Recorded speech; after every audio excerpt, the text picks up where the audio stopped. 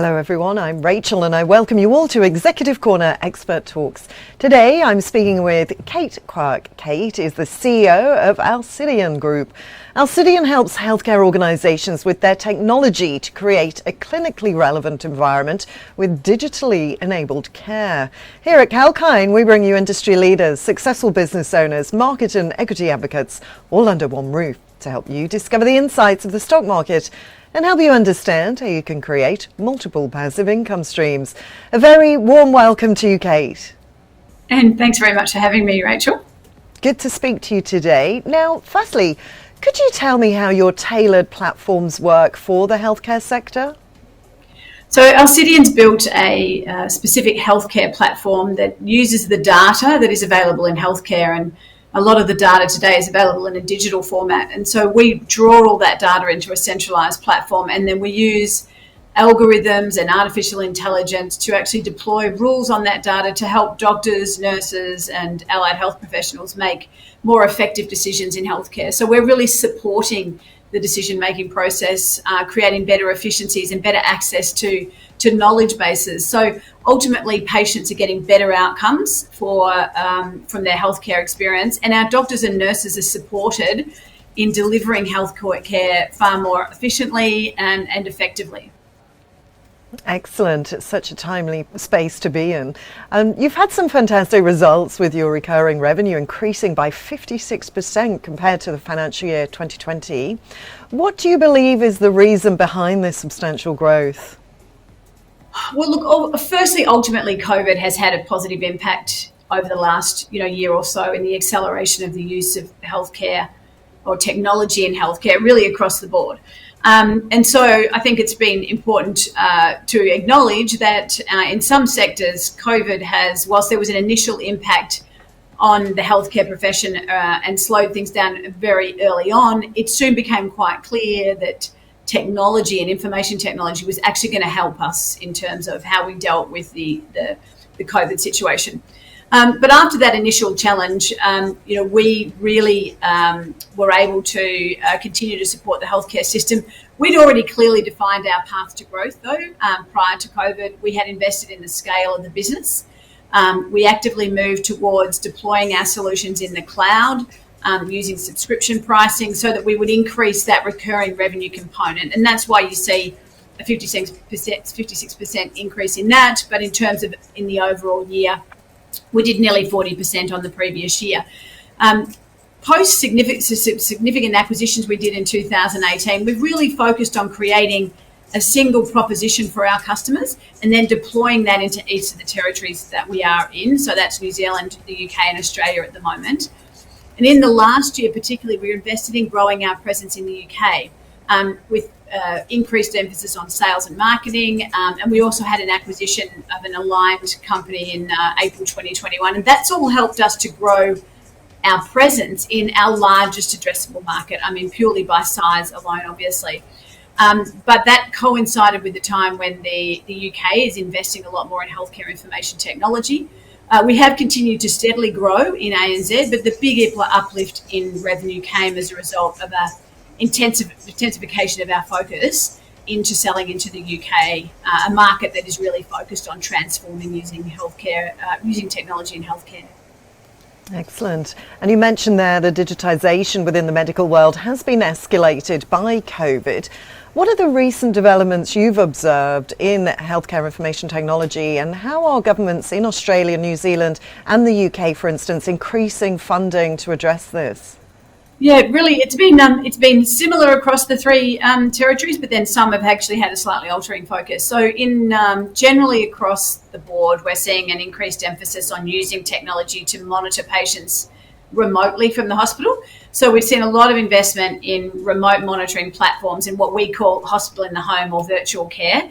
And Alcidion's well placed to do that because we can draw on the data that is being used in the home, wearable devices, medical grade devices that are testing oxygen saturations and those sorts of things. And so we're actually doing that with some sites in Australia where we're monitoring patients at home who are COVID positive, but we're doing that without them having to leave home, and the centralised healthcare service is doing that. And we're now seeing that being deployed across many, many conditions. So that's a consistent move in the healthcare space, keeping people out of hospital as much as possible. We're also seeing investment in data. So data driving changes in healthcare, data helping us to be more efficient. Again, another issue we've got in healthcare at the moment is how do we get patients through the hospital? If ICU beds are really being full, how do we actually improve the efficiency and flow of patients? So we're seeing investment in that as well. In the UK in particular, they have a very strongly funded program of work to accelerate the modernisation of the NHS. That's the name of their health service. And so we're seeing investment there directly into programs of work that deploy IT that are going to modernise it, reduce the use of paper, improve efficiency, and get better communication going on between healthcare providers. So there's a lot happening across all those three territories and around the world. And you mentioned some interesting acquisitions earlier. Can you tell me about the key contracts you signed and extended in financial year 2021 across all three of your geographical markets? That's here, New Zealand and the UK?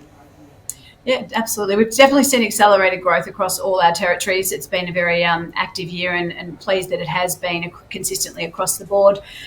We signed our biggest ever contract for our full platform for our entire suite in the UK in September of 2020. That was with South Tees, and that was around 11.5 million over 5 years. And then we also signed a couple of key contracts in Scotland for the rollout of some components of our solution. So consistently across the UK, we have seen increasing contracts.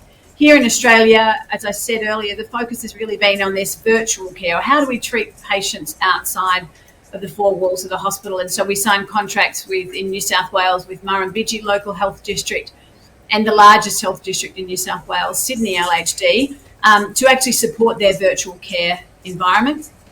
And then in New Zealand, we signed a contract for the deployment of one of the solutions that we bring to this part of the world for medications management, which is really about using technology to more safely ensure that there are less, adverse events when we're giving people prescriptions, or better and more efficient deployment of medication. So across all of the three, we've got a lot of active work happening.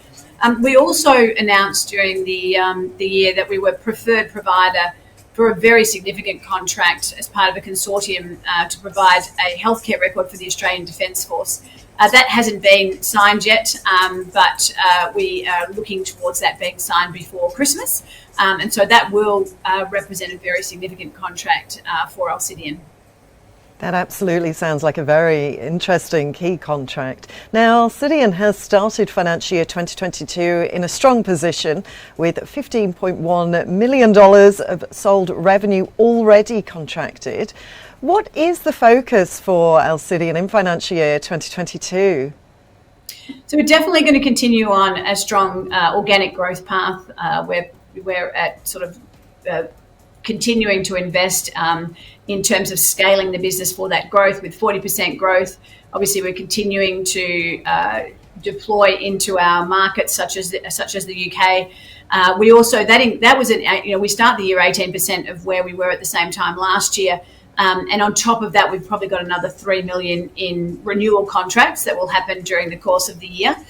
We have that 15 million doesn't include the Defence Force contract coming into play. So our focus is going to be really about scaling the business. We have done a lot of that, and we're sort of ready now to finalise that last little piece of the scale, so that as organic growth continues, we'll start to see greater profitability. At this point in time, we're still investing back into the business to ensure that we can be successful in all of those deployments, but we're certainly starting to hit that point now where the business is well scaled for continuing growth and large contracts, continuing to see more significantly sized contracts with the recurring revenue base continuing to grow. Excellent. And lastly, Kate, what is Alcidion doing to continue supporting healthcare providers to address the challenges they face in delivering healthcare to patients during COVID-19 and also beyond? I think we're continuing, obviously, to demonstrate the capability of data in healthcare to really transform how healthcare has worked. And that is the case whether we're dealing with COVID, whether we're dealing with inefficiencies in the system, whether we're dealing just stretched resources where we just don't have enough bed capacity or healthcare providers to go around. So our focus is, if we use data effectively and we support doctors and nurses in their decision making, we're going to have better outcomes for patients, and we'll continue to do that. We're seeing one of our focuses has been about bringing the patient into their care experience. So we're working on developing a consumer-oriented application that feeds into our platform and adds yet again another layer of data into the decision-making process. So we're looking forward to the year ahead. It's a very exciting time to be in healthcare. The opportunities are there, and I think we now have the healthcare system ready to take that leap into a far more technology world in terms of IT. Well, it's been absolutely wonderful to chat to you, Kate. Thank you for speaking with us today, and congratulations on your results. Thanks so much for your time, Rachel. Thank you. With that, I will sign off for today, but watch this space for more. Till then, stay apprised and invest wise with Kalkine.